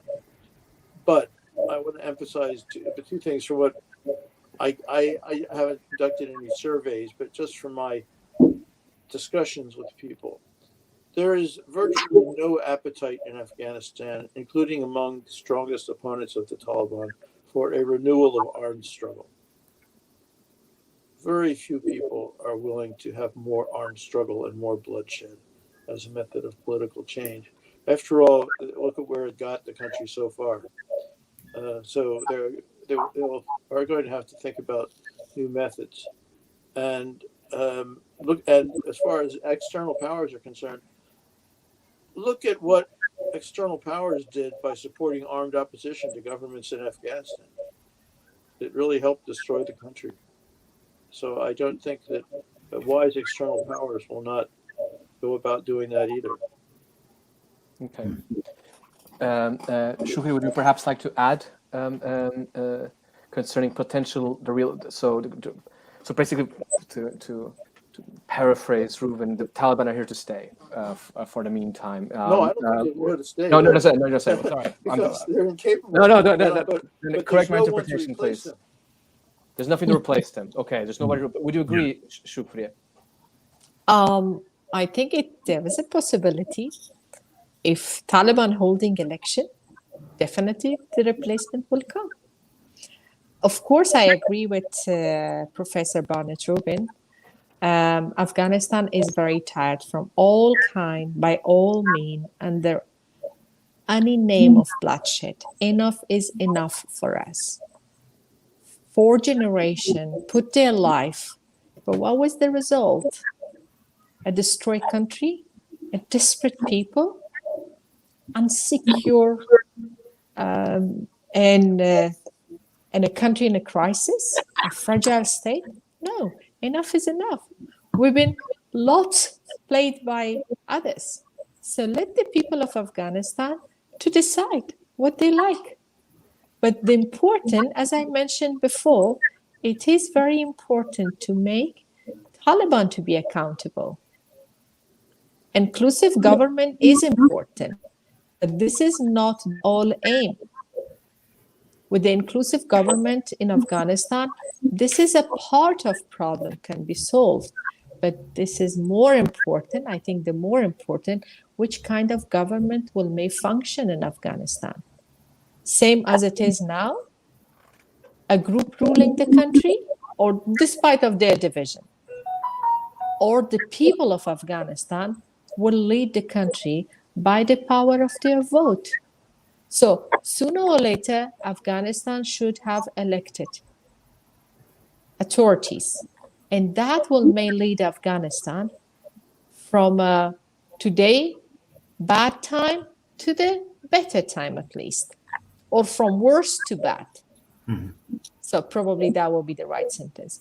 Otherwise, if we were counting about when I was surprised, everyone would say that, oh, the Afghan security force was the most capable, well-trained, well-equipped force. It's not really realistic to think Taliban overnight, they gain power. After 20 years, they destroyed the Afghan security forces. No, that was the political failure from the political side Afghanistan lost. That was the mistakes and miscalculation by the international community plus Afghan politician. That was the interfere, that was the revenge was been taken by other country from the Westerns.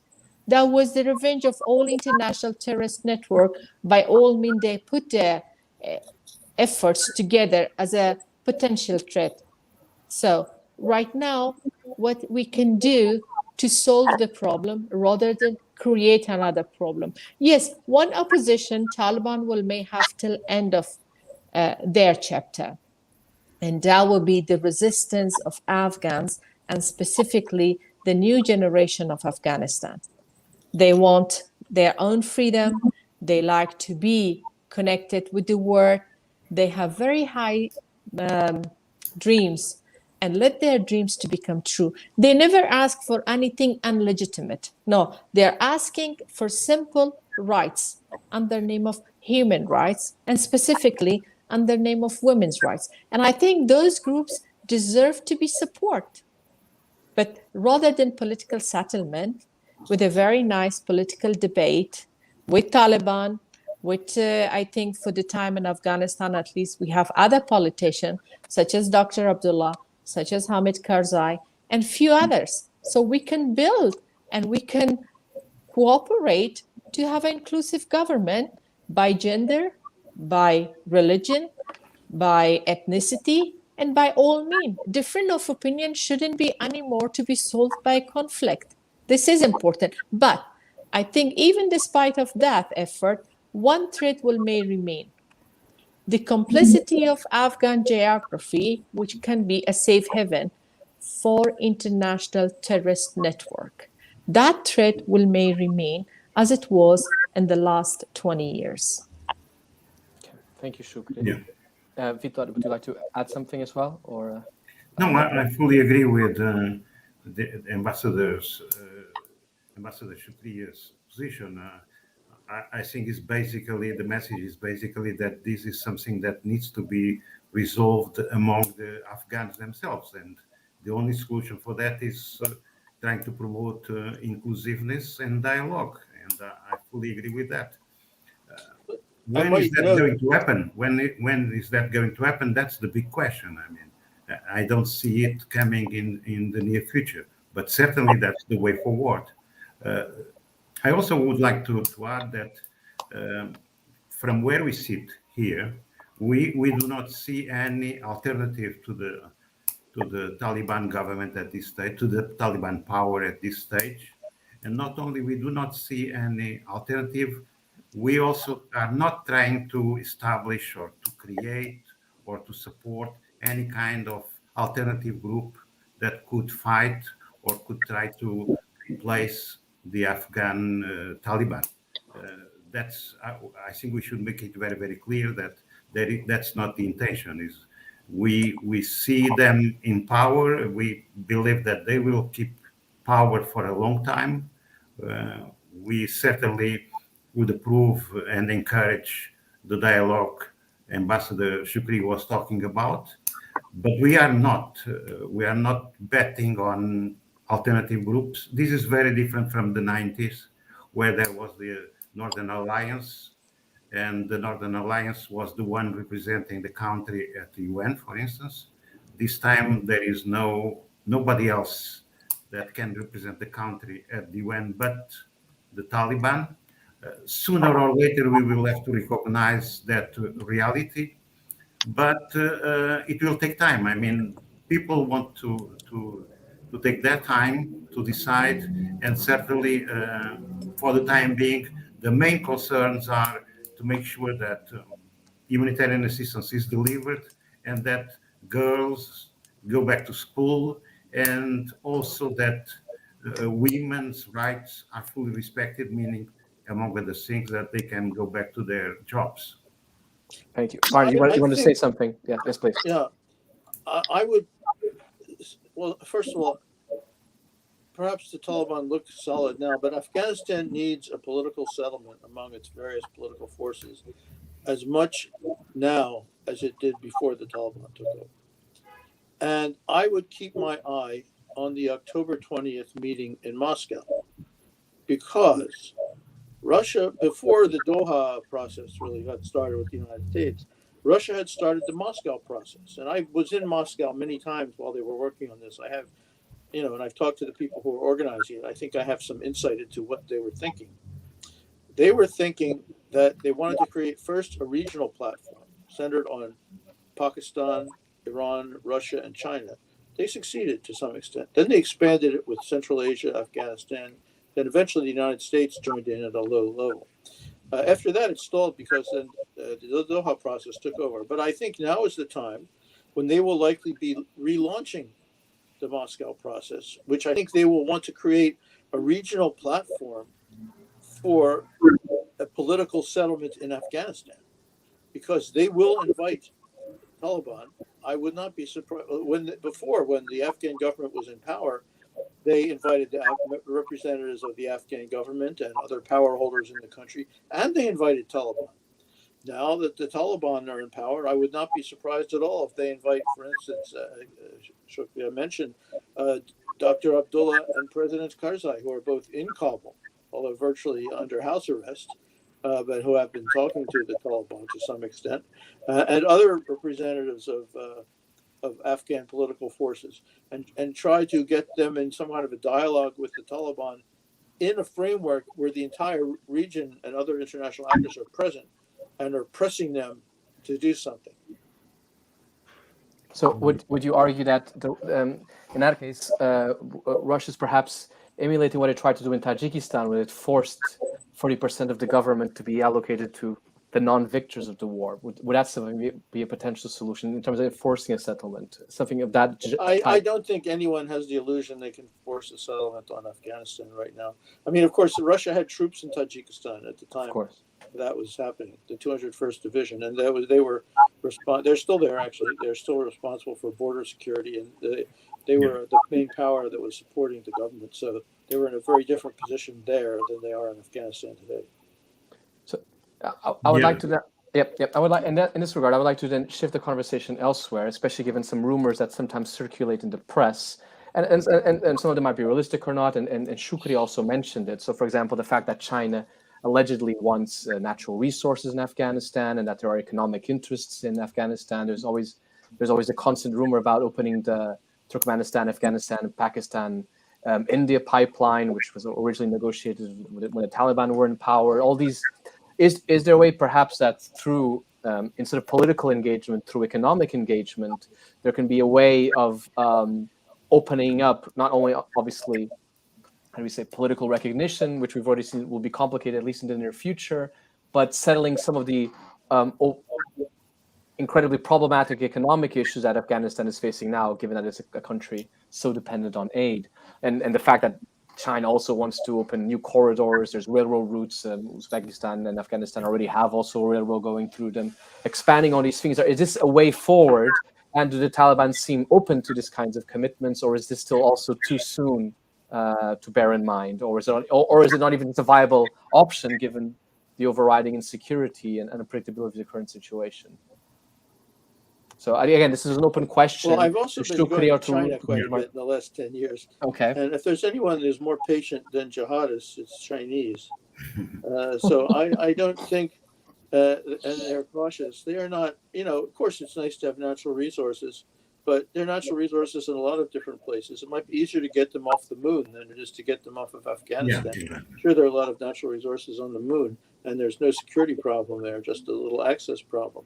So the Chinese are not at all eager to get involved in a difficult situation inside Afghanistan. The Taliban are very open to investment and so on, but the Taliban expectations that China is somehow going to come in and save them are very misplaced. China is not going to do that. They will explore if it's possible, but they will demand very, very solid guarantees, and they will act very cautiously and not do anything large until they are confident that it will succeed.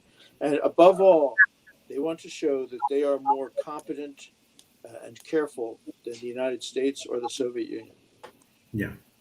Yeah, I agree with that as well, Bernard. The Chinese are particularly concerned with the Pakistani corridor, and they want to protect it as much as they can.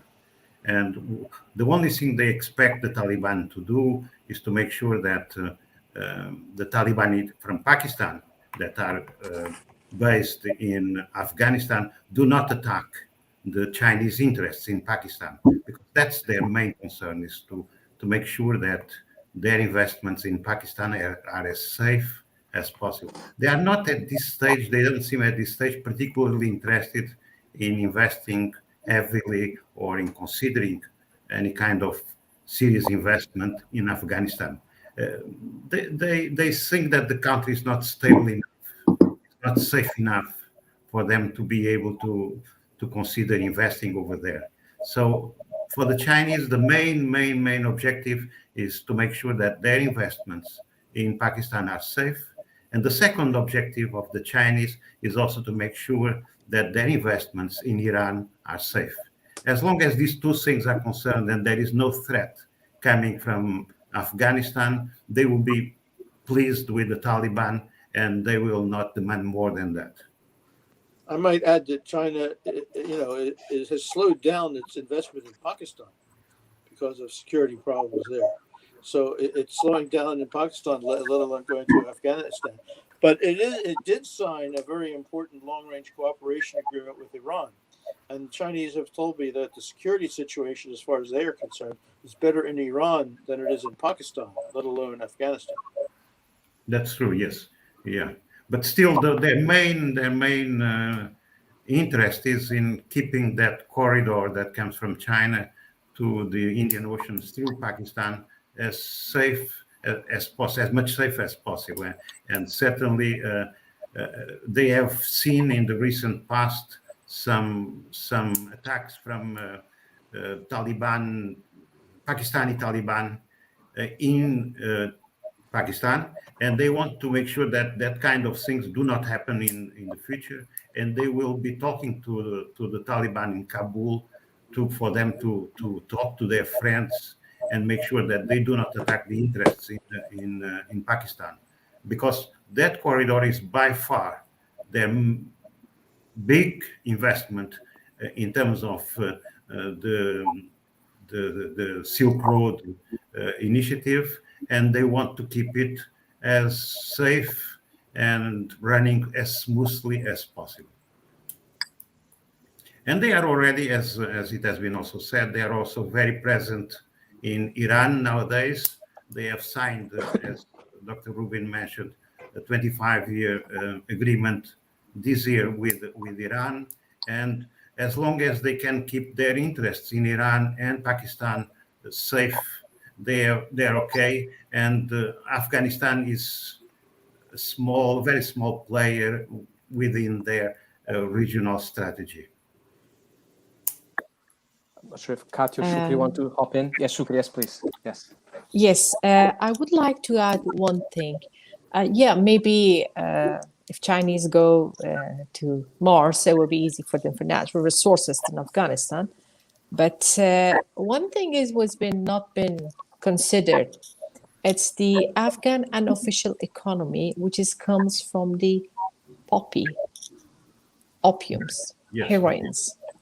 And the contribution of that amount in the global market, it's worth it more than billions of dollars. And I think besides of that, there's all other natural resources in Afghanistan. I'm not talking only about the minerals, but there are something which is Chinese are very interested about. They are using for different purposes.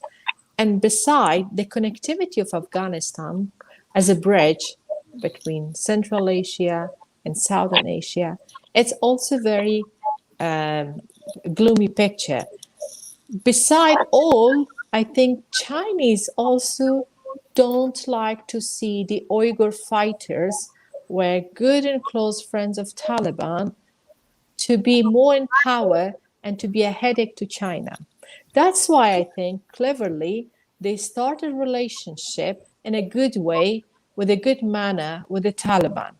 And if you see the aids Chinese provide in the last near 7 weeks to Afghanistan, after the collapse of Afghan government, the top number is the Chinese one. The humanitarian aid and assistance, including the COVID vaccines, the way they donated with extreme generosity, it never happened before from Chinese. Chinese are really willing to invest where more stability. And of course, for the time, Afghanistan is not a stable place for the Chinese investment. But beside of that, China would like to take the valuable minerals with them out, not in. So I'm not believing that the China wants to invest in Afghanistan. No, they like to take everything out of it. But if we like or not, China is our neighbor. We do have a border with them. The Chinese were showing lots of interest than before to be in Afghanistan. What is the next chapter? I have no clue at the moment, but sooner or later we will understand. Chinese will pay the price if the same thing happened as before. But I think Chinese are more clever than anyone to invest on some places which is they don't take twice all triples back. Can I just add one thing? Yes, Kathy, yes, please. Yes. Well, the economic part of the question is not definitely my expertise. I only know how to talk about terrorism. But I can see a question here in the chat that is asking, is opium trafficking meant by the Taliban or by other actors? Well, what I can add to this discussion is that during the first period that the Taliban ruled Afghanistan, the trafficking of opium decreased under their rule.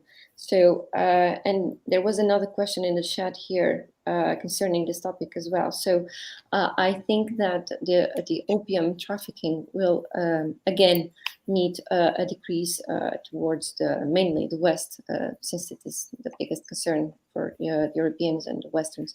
And I also agree with Ambassador Shukriya. I think that China will, this is not my expertise at all, but given the factors on the ground in Afghanistan, the connection and the interplay between the terrorist groups, not the connection, the interplay between the terrorist groups, I think that China will only invest when there is stability in the ground. And from my point of view, I think that the Afghanistan have the specific ingredients on the table to start a civil war. I hope I am wrong, but I think that it might happen in the near future. Can I mention? Yes, Best Part. Shukriya mentioned very rightly the illegal economy in Afghanistan, and as it is much more than opium. I recently there's been some interesting new research on that by David Mansfield in the UK, who I consider to be the greatest researcher and expert on the opium economy in Afghanistan and the drug economy more generally in Afghanistan. And his studies using satellite photographs, counting trucks going across it, indicate that the shadow economy of Afghanistan, the gray economy, not drugs, is maybe 7 times larger than we had estimated before. And it includes marble, talc, timber, emeralds, lapis lazuli, unfortunately, some human trafficking, and quite a few things like that. We don't have a good handle on it. Now, the trouble is that because that's illicit trafficking, it's basically a cash-only business, and Afghans are running out of cash. Well, I haven't seen any study lately of how the shortage of cash is affecting the illicit economy, except I have seen some reports that the Pakistani rupee is being more widely used. It's always been used in eastern Afghanistan, but that it's being used more widely now that the dollars are not coming in and Afghanis are not coming in, which is another unintended consequence of Afghanistan's being shut off from the international financial system. So in that regard, I would actually want to pick one of the questions that one of the comments have been made, especially regarding to opium. So in terms of opium trafficking, is it something manned by the Taliban? Is it a number of other groups who actually does this? And the catch-on to this question is, if the economy is that big in terms of the illegal or illicit economy, could this be one way of at least sustaining of Afghanistan in the short term? So perhaps not in obtaining aid, but perhaps investing more in or continuing or persisting with illegal trafficking? Is this one way that perhaps it can curb the short-term difficulties that Afghanistan is facing in the future? And we could perhaps somewhat finish on this point if anybody wants to pick on this. Well, the drug industry in Afghanistan, it's the drug industry. It's an industry. It's from production of the raw material through the processing, through the transport and the smuggling, and then it gets turned over to non-Afghans, mainly just across the border. That industry, like other industries, is run by businessmen. And they are full-time businessmen, many of them resident outside of Afghanistan. But like big businessmen everywhere, they have very important relations with political forces. And they have relations with anyone who controls a road. Is someone that these traffickers have to have a relationship with.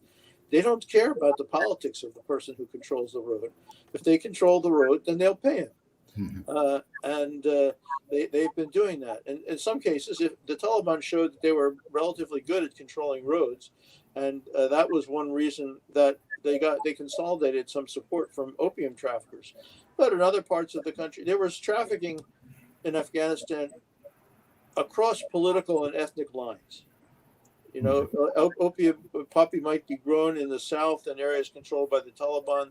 Then it would be smuggled to the north by places controlled by the Northern Alliance, and they would take it into Central Asia, and then it would be picked up by Russians or Tajiks and so on. On the other way, it would go into Iran and then picked up in Turkey by Albanians and so on. You know, so it transcended that. But it's not an industry. It's not a parastatal industry that is owned by the Taliban. It's a private sector oligopoly with oligopolists who have relationships with power holders. And one more thing, if I can add, is that under the Taliban rule, it is forbidden any use or consumption of any drug or alcohol. So as far as they are concerned, they will probably forbid and continue to forbid the use and consumption of opium. Yeah. Well, they have been actually kind of unfairly persecuting drug users in Kabul. Victor. Yeah, still on this, let's remind ourselves of some figures. The opium production in Afghanistan represents about 80% of the world production. Those are figures from the United Nations Office on Drugs and Crime. But in terms of GDP in Afghanistan, they are not more than 12-13% of GDP. So they do not represent more than that, which basically means that other sectors, other informal sectors, have to be playing a role in terms of sustaining a little bit of the economy for people to be able to survive. So the production of opium is important in world terms, but in terms of GDP is a relatively small, it's important, but is a relatively small contribution, 12, 13%, as I said. But there are other dimensions to the informal sector. And what we're going to see in the future is an increase of the informal activities of the street side economy. The only problem with that is that that does not bring taxes to the government, and that will not allow the government to have enough revenue to pay for services, for civil servants, and these kind of things. So in many ways, an informal economy might be able to sustain part of the population, but certainly will not sustain civil administration in Afghanistan. And that's a very important dimension, is that this will be a power without an administration. Okay. Well, thank you very much. We've reached 2 hours. Thank you all for your insight. I would like to thank again Foreign Ambassador Shukri for her participation and for being here with us, Dr. Barnard Rubin for being here, Professor Katia, and of course, Dr. Vitor for being here. It's a pleasure. Thank you very much for your insight. I hope it was a productive conversation. Thank you also for the audience members and their questions, which I have been gradually trying to pop up here. And I hope you all enjoyed the conversation and that you took a lot of insight out of it regarding the situation in Afghanistan. So thank you all. Thank you. Thank you.